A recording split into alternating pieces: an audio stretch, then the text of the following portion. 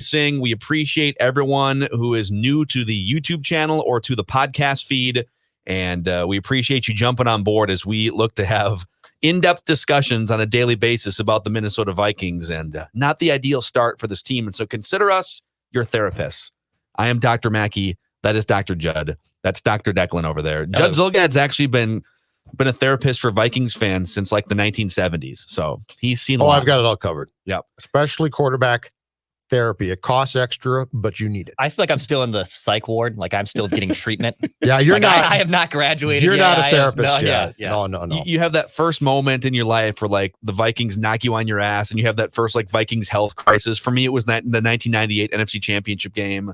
Well, there's two things. There's the team itself, which has had meltdowns and catastrophic happenings.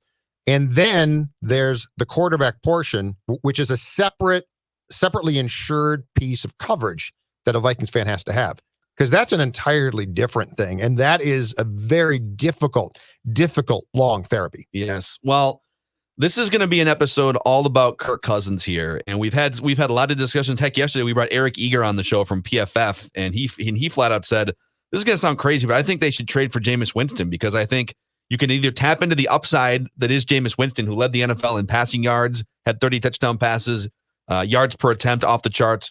And if he's a train wreck and throws 30 picks, then at least you go 3-13, you can draft somebody else. This will be more about Kirk Cousins himself and some of the draft pick options that could be out there if this season continues to be a train wreck. But a quick word for Corona Hard Seltzer Ultimate Home Tailgate Party. We're feeling generous on the show. We're giving away a 65-inch TCL TV with a soundbar, $200 worth of Grunhofer's meats, and $100 to MGM Wine and Spirits, all as one package.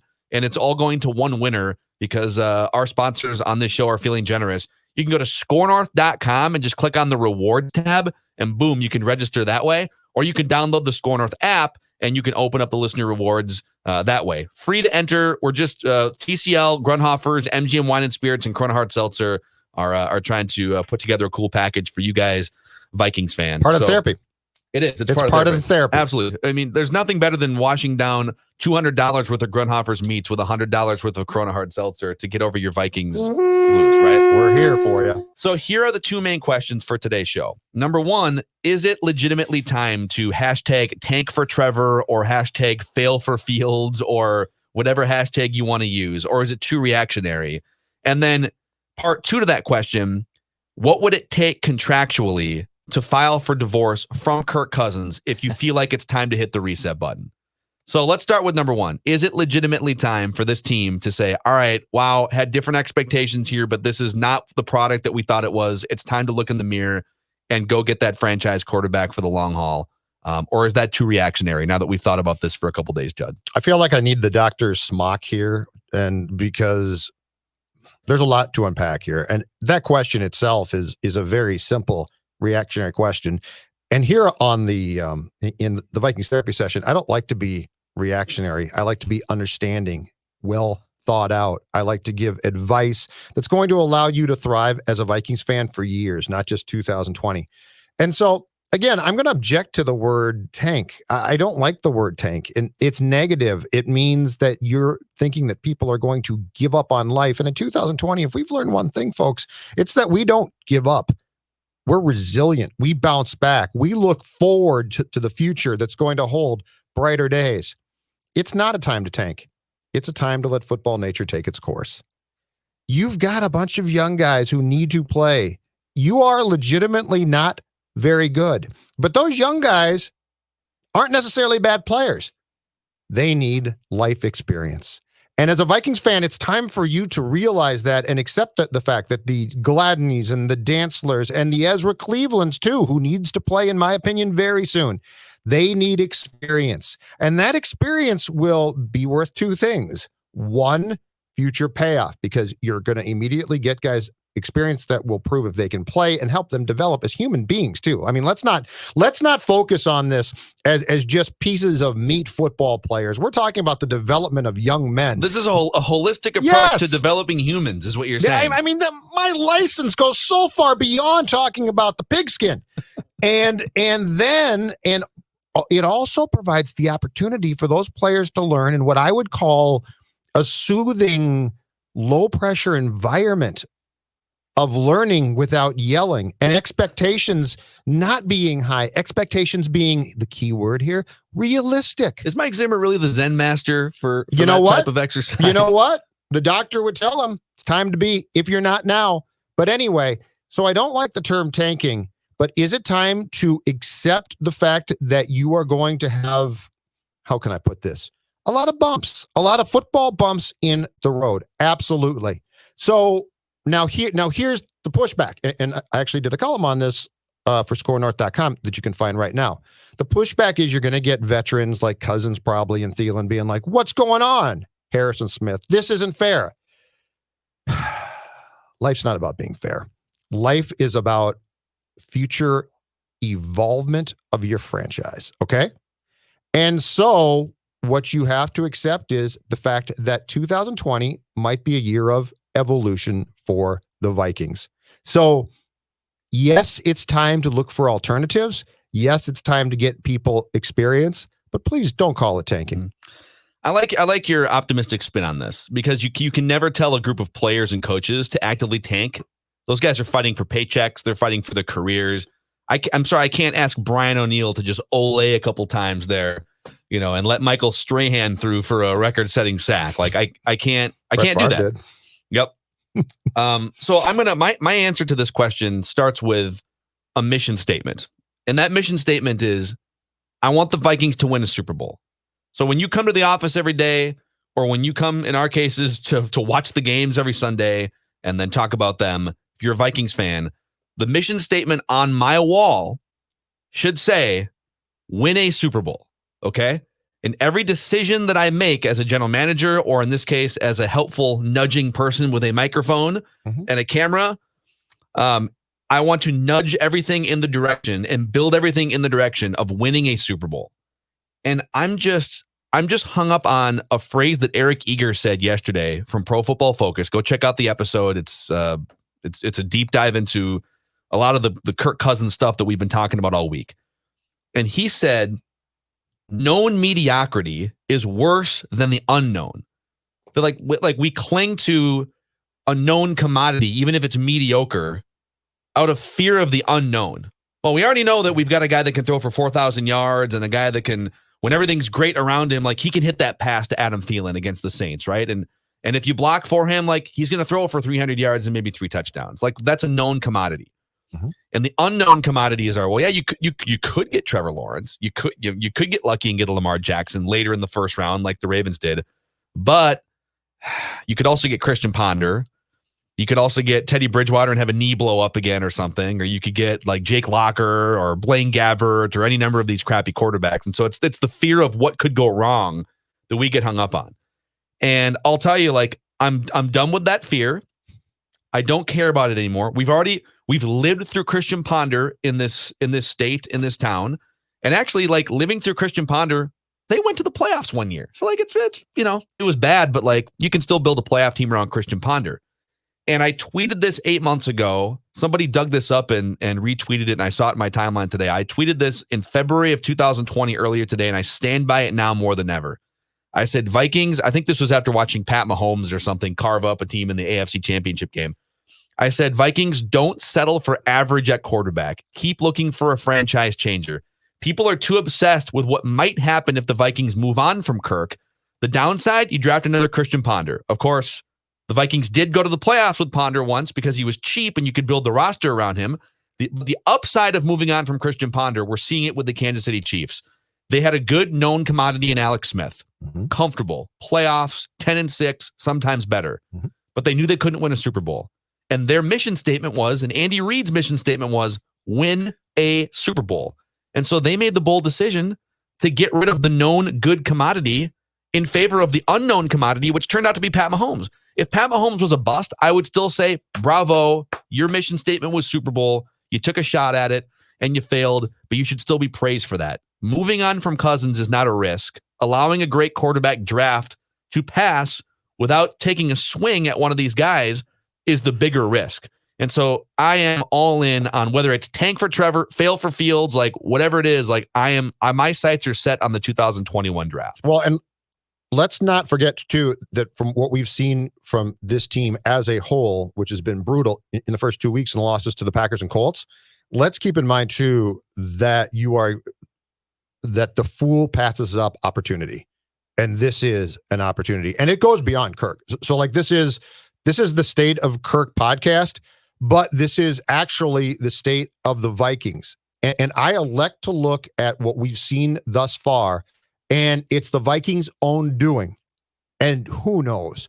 Maybe 5% is this genius, masochistic, oh my God, we're going to be terrible, but it's going to be great. But if you look at the state of the franchise right now, you have an opportunity. And here's the important thing, too, to keep in mind.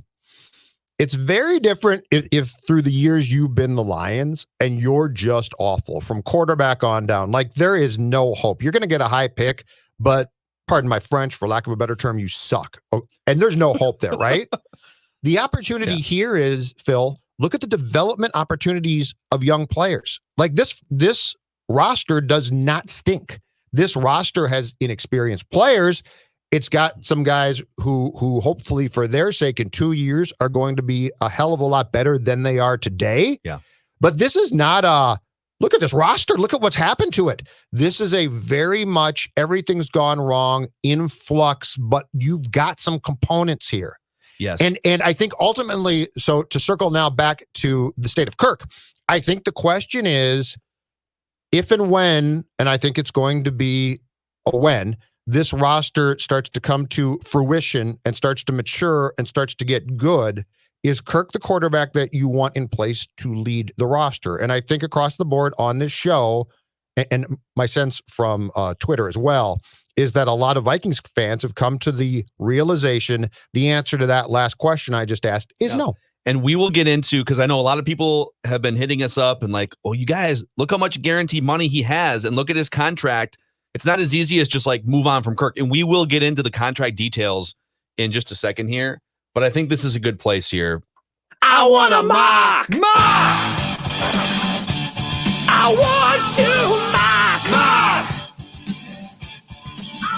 All right. Tankathon.com, gentlemen. Tankathon.com tracks NBA, NHL, NFL, Major League Baseball, the race for the worst record. And Declan's pulling it up on the screen here for the YouTube viewers. All right. Okay. So Vikings fans, I want you to imagine a world for a second. Okay. Let yourself go there for just a second. Okay. Alternate reality. Again, the mission statement here is win a Super Bowl. Yeah. And sometimes you have to take a step back to take 2 or 3 or 4 steps forward. That's the way it works. Right. Imagine a world in which this just isn't the Viking season. And rather than trying to claw your way to like 7 wins or whatever that number is, even like 5 or 6 wins, to your point about opportunity, it's knocking right now. Hello? The Bears and the Packers Hello? are up to Who's 2-0 there? starts. Like, Who's there?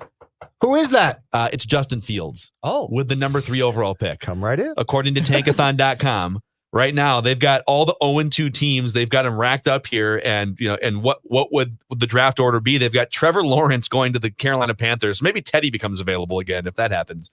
And then they've got the second quarterback off the board going number 3 overall to the Minnesota Vikings in Justin Fields. Okay, Justin Fields is a stud, or as Randy and Cosgrove would say, a stud. That guy's ridiculous. He's more mobile than Kirk Cousins. He's got a dynamic arm, and we've seen him as Gophers fans here in the Twin Cities. You've seen him in Big Ten action. Imagine a world in which you just kind of grin and bear it for a bad season, and then the reward at the end of the rainbow is a quarterback on a rookie deal for 5 years on a rookie deal that could be wildly better than Kirk Cousins. Yes. And the first franchise quarterback that we've seen here, like legitimate young, like home drafted, homegrown franchise quarterback since the first 5 years of Dante Culpepper, 15 or 20 years ago. Does that not like get your blood pumping as a Vikings fan? Like, and also would be a quarterback who eventually becomes a guy who fits the league now better than Cousins too. So it's not a question of, oh, Cousins stinks, blah, blah, blah. The starting point for me is your offense run by a quarterback not who would be fantastic in 1993, but in 2020, 21, right? Lawrence, Fields, we're talking about QBs who you plug in and eventually, hopefully, and look, I get it. It's all a chance. but it's worth the chance. Because if you're right, you're a Super Bowl contender. Right. But like, again, like it's a risk. Obviously, it's a risk. He could be a bust.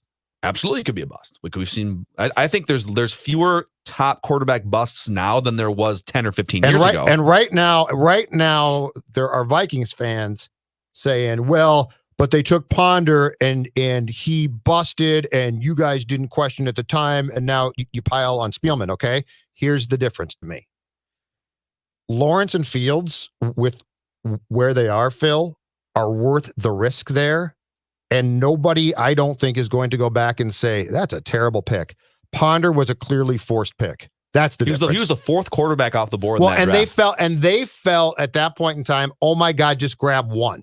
Not we got Lawrence and Fields and we can grab one, which again goes back to Ponder did not really present in the core of what I'm trying to talk about, opportunity. This does. Also worth adding too, I think our discussion from going into the season, our discussion was sort of, what's the worst case scenario? And I remember I said, I think the worst case scenario is like 6 or 7 wins. I don't see a train wreck happening. And I can't remember what all of us said, but like, I think we all agreed. Yeah. Certainly none of us said like, oh, 2-14 or 3-13 is like on the table here. All of us were kind of like, no, it's like there's too much talent on the team.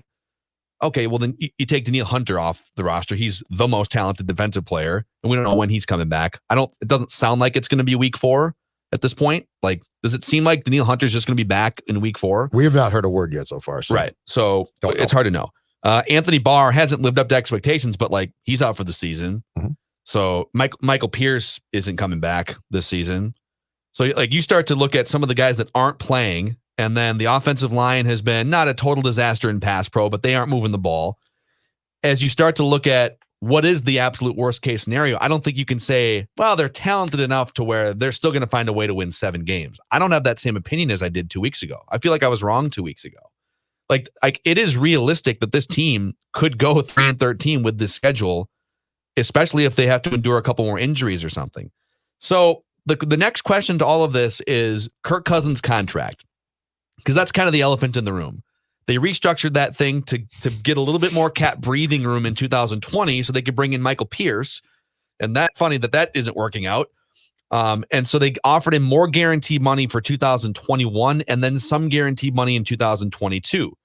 And according to overthecap.com, if Cousins is on the Vikings roster on the 3rd day of the 2021 league year, so if he's on the roster in this upcoming March, his 2022 salary, which is currently guaranteed for injury, would become fully guaranteed.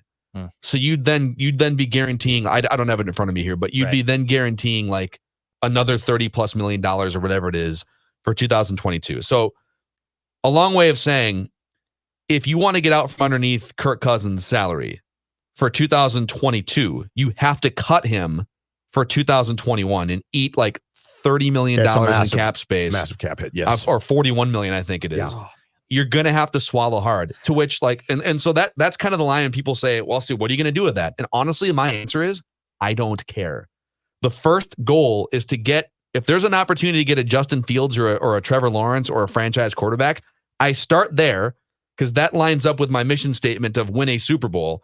And then if that means that I have to just eat a ridiculous amount of cap money and make Kirk Cousins just like a lame duck guy, or just like cut him outright or trade him for a 7th round pick, whatever that looks like I'll do what I have to do and rip the Band-Aid off. What are your thoughts? Oh, at the very worst, if this all plays out and they win 2 games and they can draft a top QB in what appears to be a draft that has 2, if not 3, potentially outstanding quarterbacks, you say, we made a mistake, and you take the quarterback. You have no choice. I mean, this is opportunity does not always knock in and present itself in ways that we approve of or are perfect scenarios to us.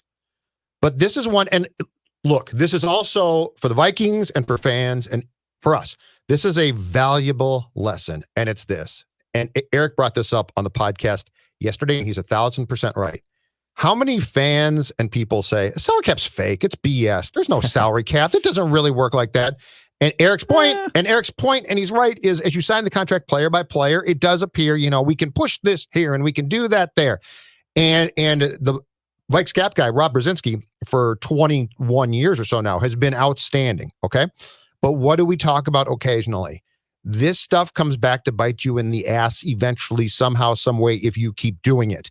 And the Vikings, who could have, by the way, walked away from Cousins in a perfect world at the end of 2020, now can't do that, not because they were in love with the fact that they extended Kirk for 2 years and $66 million.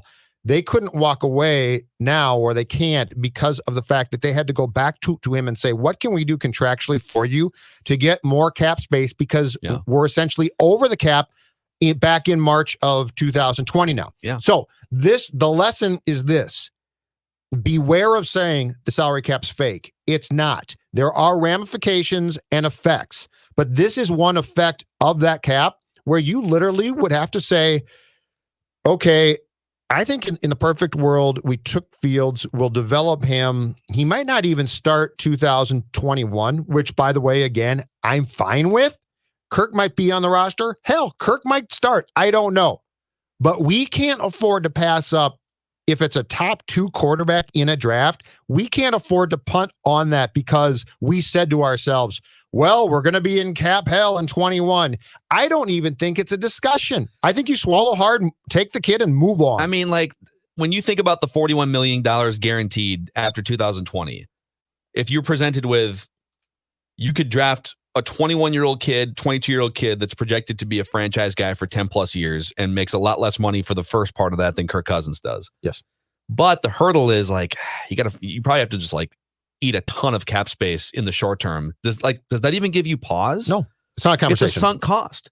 I think the concept of a sunk cost, sometimes you feel like in life, well, I paid for it, so I got it, right? Well, I bought this, I bought the hamburger. I know that it's like bleeding red because they didn't cook it, but I paid for it, so I got to eat it, right? No, like, you can send it back. Well, in that case, you probably get your money back. But did I ever tell you guys about the time that my wife and I bought, it's the dumbest purchase I've made in the last year and a half, 2 years. The time we bought a $200 electric litter box for our cat, Tommy. No. Did I guys tell you about, oh my tell you about God. this? No, you didn't. Yeah. Why didn't you call me first? I would have told you not to do I know. I should have you on speed dial for instances like this. So no, bye. We saw this thing at PetSmart. It's like, it's kind of if you have a cat, it's like, with the traditional litter box, you got to scoop it out all the time. It's kind of a pain in the ass. And they advertise this electronic litter box that scoops the litter box automatically within 20 minutes after it senses that the cat has been in there. And so you just like empty the tray, once every few days, and like your work is easy. Well, what we didn't foresee was, number one, it jammed like 8 times in the first, 3 weeks. And so then now it's jammed and it's messy and it's overflowing and stuff. So it's grosser than it would be if you had the old school. It's making loud noises in the middle of the night and like waking people up. It terrified our cat. Like, it's all these things. And it was literally the worst $200 I ever spent. Mm-hmm. So when we determined, we thought this was going to be a great product. We spent a lot of money on it. It's been about a month and a half, and mostly the returns have been mediocre to just terrible. What did we do? Did we say, well, we spent $200 on, so I guess we got to keep using it for the next couple years? Or did we throw it away? We threw it away because it wasn't useful to us anymore. It was a sunk cost. That's Kirk Cousins. I mean, I don't mean to compare Kirk Cousins to like my cat Tommy's poop in the litter box. I don't know. I think it's a pretty good one. He was against the Colts. I'm trying to think of what QB would actually be that product. Oh, Christian Ponder probably. What quarterback would qualify as that purchase? I think it's Kirk. It was Kirk against the Colts for sure. Yeah, Kirk was terrible against Colts. But yeah, so no, this is not.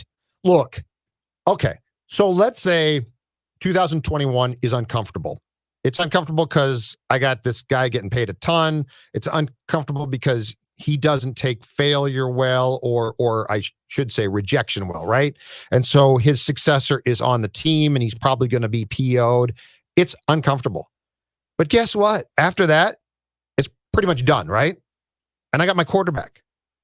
And there's a fighting chance that this guy's going to be my QB for 10 years. And look, when's the last time in this godforsaken town that we've been able to talk like that? Yeah. Culpepper, we thought maybe? It's right? actually kind of fun. Like, this is the crazy thing. We're not used to the Vikings being in like crappy, just terrible season territory, because usually they find a way to just be relevant and play well. They build rosters pretty well. And you just like, you don't get these opportunities very often to be really, really bad. And I legitimately look at it. I think some fans probably look at it like, oh my God, it's going to be terrible. I'm sort of giddy over the prospect of, boy, if they're going to kind of be bad, like just lean into the bad and draft Justin Fields or Trevor Lawrence. I love it. Yes. And experience 10 years of quarterback bliss for the first time. We look over at the Packers all the time here for 30 years, and they're like, man, what a lucky franchise. Brett Favre, who wasn't the high draft pick, but they traded for him. And Aaron Rodgers, fell to him. Like, you've got an opportunity here. Yes. Just embrace it. So here's the business side of this as well that I think presents a real case for the Wilfs to go in and say, Rick, Mike, you got a chance here. Think about the business side of this year, okay? You have no fans. My guess is in this state, you're not going to have fans. Like maybe a few will be allowed in eventually, but we're going to be probably among the last states, and the Vikings play indoors, which probably is going to give Walls more cause to pause and say no. Okay, so you got no fans. Their ticket money has all gone back to them, right? Season tickets and suites. They eventually, at some point in time, let's say the Vikings are 0-5. They're going to tune out. Like they're just going to be done. They're going to turn their TVs off and they'll find something else to do, but they're not going to go to games and boo. And they're probably going to be way less involved than they would if they could actually go to the game or were paying for tickets. Okay. Mm-hmm. This roster is not terrible. So it's not like, 21 is going to be equally as bad and 22 is going to be worse than that. You've got an opportunity. If you take to market, so your campaign for 2021 is the future is bright with, let's say, Fields. All right. Fans are going to be like, oh, hell yeah. You got a quarterback. I think the business opportunity, this just to me, for lack of a better word, is delicious if you're the Vikings. Yeah. And do it in a season where there's no fans anyways. Like I agree. I totally agree. But I mean, think about if you get an email from the Vikings in March saying the future will be bright with Fields. Yeah. All fields point to success. Come watch us on the field. Watch Fields on the field. I don't care what you say, but think about that. Because if you just have fans walk after week 5, which means they quit watching, okay, they're sort of mad. But now you got quarterback, maybe? I'm here for it. Football. It's just to me, this is such a sports puzzle being assembled in front of us. Mm-hmm. You like that? You like that? Well, man, let's get into our pigskin pecking order here for the week. We'll fire up some appropriate music. Every week we rank the top 10 NFL teams. See where the Vikings fall. Probably not in the 10 is my guess. It's been a long time since Judd and I haven't done this segment in a couple of years. We're bringing it back, and for a few years, they were a pretty steady presence in the top 10. Should we do, if they lose to the Titans on Sunday, should we do a bottom 5 starting next week? I think so. We have to. And rank our worst 5 teams and God willing. Are the Vikings in your bottom 5 right now? I think so. Oh, yeah. With the way they play? They probably have to be. I can't. Yes. Carolina's probably there. Yeah. All right, I'll start. I'll rifle through this here. I've got the Buffalo Bills emerging inside my 10. I kind of wanted them to prove it. I'm not a big Josh Allen guy, but man, he looks great throwing to Stephon Diggs. 8 catches, $150, whatever it was, touchdown. Josh Allen can move. So the Bills have some flaws, and I don't know if I would be buying Josh Allen stock for 10 years, but he's got a pretty big arm, and Stephon Diggs can run underneath a deep pass. So it's a good combination. They're my number 10 team. The Buccaneers emerge into my top 10, finally looking competent. It's probably going to take them a while to look like the end product, but they look pretty honed. Tom Brady's not going to be the Tom Brady from 10 years ago, but there's enough weapons to elevate him compared to the Patriots last year. So I got the Buccaneers jumping into 10. Arizona Cardinals look really good again. They are 8 on my list. Pittsburgh Steelers, always consistent, almost always under the radar. 7th right now for me after a 2-0 start. I've got the Patriots, even after a loss, jumping up to 6. They look really good. Like Cam Newton looks incredible. They almost won that game. I think just a different play call that gave him a pass run option would have been the play there. That was such a fun game. But that was great. Yep. The Rams have jumped back in here, especially with 49ers injuries now. The Niners are out of my 10 after all the injuries. And I've got the Rams number 5. We kind of forgot about the Rams. Like they went to a Super Bowl and then they dropped off a little bit. It's like, well, they still have a smart coach. They still have a bunch of weapons. Robert Woods just signed a contract extension. And Jared Goff might not be as good as we thought he could be a couple years ago, but he's also not garbage. So The Rams are playing at their peak again. Number 4, the Green Bay Packers, another big offensive performance. Number 3, the Chiefs. Oh, Oh, I like what you've done Wow. here. I like what you've done here. I haven't done it, but I like it. They can still win the Super Bowl. Don't get me wrong, but like That's they looked really a little- low. They looked a little rickety. They needed like a 58-yard field goal in overtime to win that game against the Chargers. They just looked like they were sleepwalking a little bit in that game against the Chargers. Well, the That's Chargers fine. helped them out. Number 2, the Seattle Seahawks. Yep. And number 1, the Baltimore Ravens. The Seahawks have been letting Russ cook. Hashtag let Russ cook. And he looks incredible. Dropping dimes, 5 touchdown passes in that game on national TV. And then the Ravens with Lamar Jackson and company. Just ridiculous. So Ravens, Seahawks, Chiefs, Packers, Rams, Patriots, Steelers, Cardinals, Buccaneers, Bills. Raiders are the 11th for me. Yeah, I'm not quite sure about them yet. Or the Bears. The Bears are 2-0, but like Football. I can't get there yet. Yeah. All right, so number 10, the Steelers. They've beaten the Giants and the Broncos, and I don't love those teams, but I do think the Steelers are going to come back and have a very good year. I can see the Steelers going up my rankings pretty soon here, but they're going to be 10. Number 9, the Vikings opponent on Sunday, the Titans. They've beaten the Broncos and Jaguars too, so it's murky. And I don't give them a lot of respect, but I might just be flat out wrong. Like I look at the Titans and I'm always like, yeah, they're okay. They're all right. And I think they're getting good. And I'm just sort of stuck back 3 years ago. So Steelers, Titans, number 8, the Patriots. Patriots are fun, man. Patriots are fun. And Belichick, it seemed like he urged his players, opt out. And they're still damn, and I just don't get it. And now Cam's out there playing great. And all of these teams that Cam Newton, who cares? I mean, it's just the Patriots. Number 7, I don't think I had them ranked last year. Declan had them fairly high, and they've beaten the Vikings and Lions, so I'm not totally sold here, but they played well. Packers. Number 6, the Vikings East, or at least the team that the Vikings thought they were going to be or would like to be, the Buffalo Bills with Stephon Diggs, with a defense that's absolutely looks to be solid. The Bills are 6th on my list, and Allen can play. Like I'm beginning to think, because I thought, okay, he can run, he can jump over Anthony Barr, he throws wildly. I don't like him. I might be wrong. This guy can potentially. I'm not there yet completely. Can play. 5 totally with Phil. The Rams. Goff sucks. Look at the Rams suck. The Rams don't suck. They're 5. Number 4 on my list, the Mackey team. The Seattle Seahawks. Number 3, the Ravens.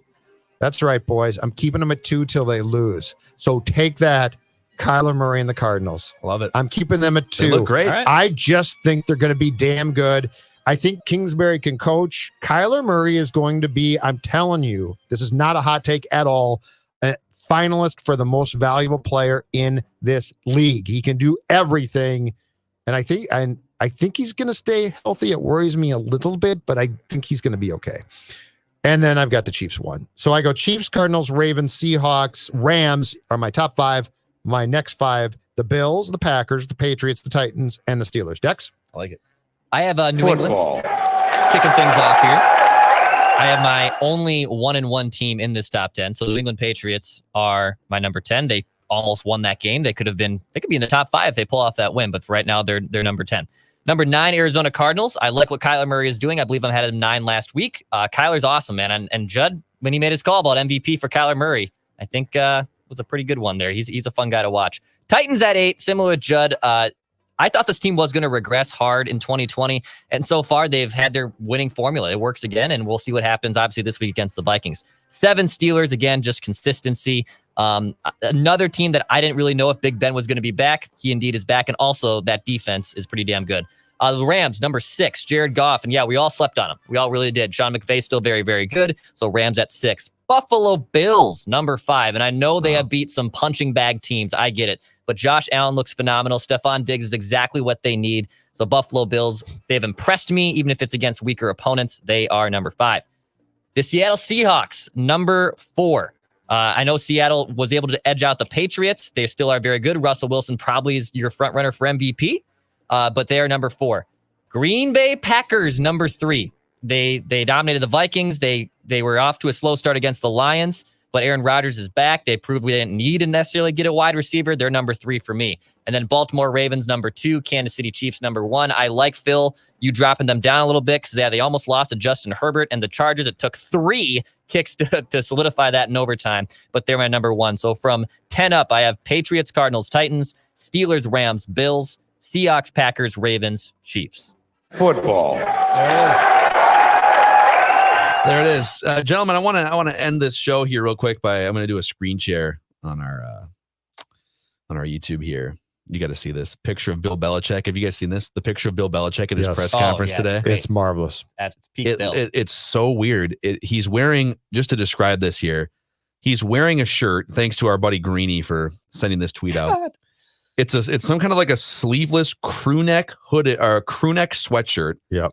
And there are like acid holes around the neck. It's bacon collar. He looks disheveled, and he looks homeless. Yeah, he always kind of looks like he doesn't look like a fashion model. Saturday morning. I don't know what you're talking about. Like, okay, you've got probably access to thousands of different types of apparel, right? Like as soon as there's a hole in a shirt, don't you just get the trainer to throw you a new hoodie and cut the sleeves off? Not Bill. Like, what's the attachment to this?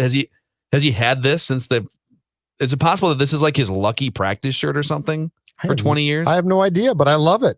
I absolutely love it. It's amazing. I mean, he's all Football. business, man. Is it bleach?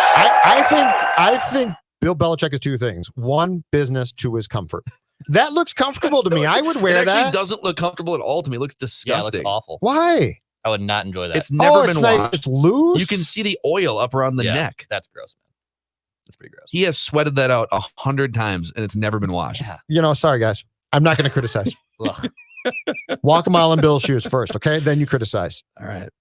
I think that looks like a great way to spend a day in a very comfortable shirt. An old friend. All right. Well, do you throw your friends out just because they aren't the same? No. Look at that thing. Is it bleach, acid, fire? Like what the hell? Can we talk about the hair? Happened? Can we talk about his hair though? I do love the hair too. He hasn't showered since like week 1 prep. That the shirt says Patriots established in 1960, and I don't know if it's the football team was established in the shirt 1960 was. or the shirt was made. The shirt was, but I love the hair too. He hasn't.